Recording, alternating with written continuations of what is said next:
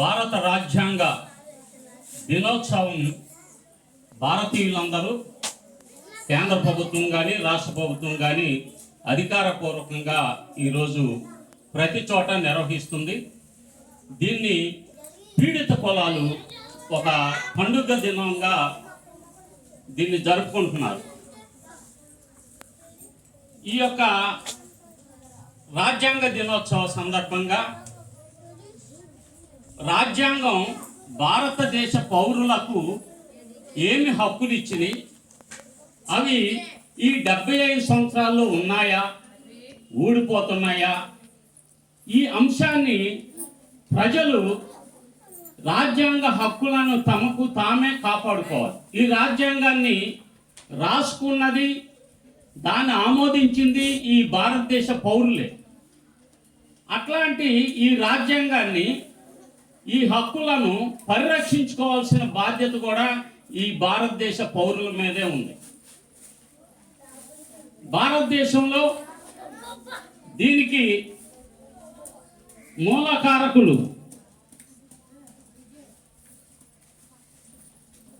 రాజ్యాంగ రచనా సంఘాన్ని ఏర్పాటు చేసి దానికి ఎన్నిక నిర్వహించినప్పుడు డాక్టర్ అంబేద్కర్ని రాజ్యాంగం రానియకుండా అడ్డుకున్నారు. ఆయన రాజ్యాంగ రచనా సభకు ఎన్నిక కావాల ఓడింపబడ్డాడు ఆనాటి కాంగ్రెస్ ప్రభుత్వం చేత. ఆయన బొంబాయిలో పోటీ చేసినప్పుడు కాంగ్రెస్ పార్టీ అత్యంత దారుణంగా ఆయన్ని అవమానించి రాజ్యాంగ రచనా సభకు పంపించకుండా అడ్డుకుంది. అప్పుడు పశ్చిమ బెంగాల్ జసూర్ ఖుల్నా అక్కడ పోటీ చేసి గెలిచిన జోగేంద్రనాథ్ మండల్ రాజీనామా చేసి ఆ యొక్క సీటుని బాబాసాహెబ్ అంబేద్కర్కి ఇవ్వటం జరిగింది. అక్కడ ఆయన గెలవటం జరిగింది. ఆ సందర్భంగా గాంధీ ఒక సవాలు విసిరారు.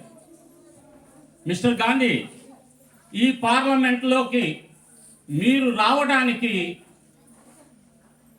ద్వారాలే కాదు, కిటికీలు కూడా మూసేస్తున్నాను, నువ్వు ఎలా వస్తావో ఈ పార్లమెంట్కి నేను చూస్తానని చెప్పి అంబేద్కర్కి వ్యతిరేకంగా గాంధీ ఒక ప్రకటన చేశాడు. కానీ డాక్టర్ అంబేద్కర్ తన స్నేహితుడైన జోగేంద్రనాథ్ మండల్ సహాయంతో రాజ్యాంగ రచనకు సభకు అర్హత సాధించి ఆ సభకు ఎన్నిక కాబట్టాడు. అది నచ్చని ఆనాటి గాంధీ నెహ్రూలు ఈ యొక్క జసూర్ ఖుల్నా పశ్చిమ బెంగాల్లో ఉంది, అది ఇప్పుడు బంగ్లాదేశ్లో ఉంది. ఆ ప్రాంతాలు ఇదివరకు ఈస్ట్ పాకిస్తాన్ కింద విభజించబడింది.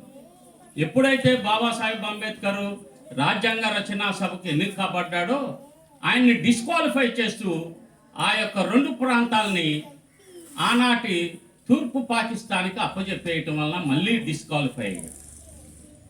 అప్పుడు డాక్టర్ అంబేద్కర్ 1932లో పూనా ఒడంబడిక అంబేద్కర్కును గాంధీకి మధ్య ఒక ఒడంబడిక ఆనాడు జరిగింది. ఆ ఒడంబడిక ప్రకారం బాబాసాహెబ్ రాజ్యాంగం రాయాల్సిన అవసరం ఏర్పడితే తప్పనిసరిగా ఈయనతోనే రాయిస్తామని చెప్పి అక్కడ ఒప్పుకున్నారు. కనుక ఆ ఒప్పందాన్ని ఉల్లంఘించారు కాబట్టి బ్రిటిష్ ప్రభుత్వం ఏం చేసిందంటే, మేము భారతదేశానికి స్వాతంత్రం ఇవ్వటానికి నిరాకరిస్తున్నాం, మీరు పూనా ఒప్పందాన్ని ఉల్లంఘించారు కాబట్టి మేము స్వాతంత్రం ఇవ్వాలనుకున్న విషయంలో పునరాలోచన చేయబోతున్నాం అని చెప్పి ఒక ప్రకటన చేసింది.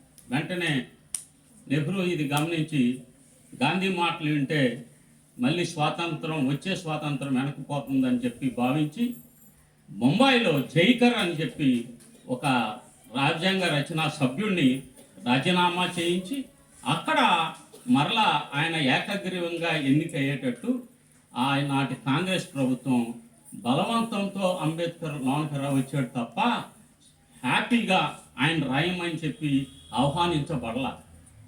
వీళ్ళందరూ దేశవ్యాప్తంగా ప్రపంచవ్యాప్తంగా ఈ భారతదేశానికి రాజ్యాంగం రాయాలని అనేక మందిని సంప్రదించారు. ఎవరిని సంప్రదించినా ఈ యొక్క శక్తి మాకు లేదు, మీ దేశంలోనూ ఒక వ్యక్తి ఉన్నాడు, ఆయన కాన్స్టిట్యూషనల్